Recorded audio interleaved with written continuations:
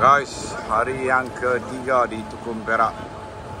Alhamdulillah, semalam ada 3 ekor GT buas, besar-besar bas yang makan pergi tak kembali, tak dapat nak naik, nak tengok lah. Dan makan naik pun saya padu-padu mantap guys. Bagi yang tak pernah sampai lagi ke Tukung Perak, KKN Sihan mengalu-alukan dan ingin menjadi skipper anda untuk ke Tukung Perak. Inilah satu-satunya pulau milik negara kita Malaysia yang berada di Hindi Ocean. Ini KKN Sihan.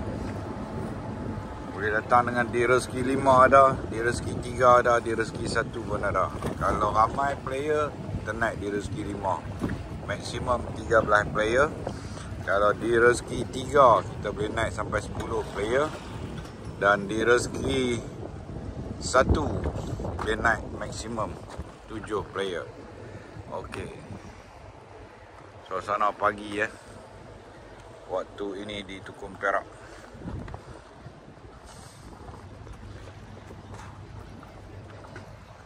Pagi ini dia tenang sikit lah. Semalam dia kuat angin dengan apa alun pun sakan juga. Jadi sekarang ni kita tengah prepare breakfast. Sambil kita melihat burung-burung berterbangan lah. Tu burung-burung.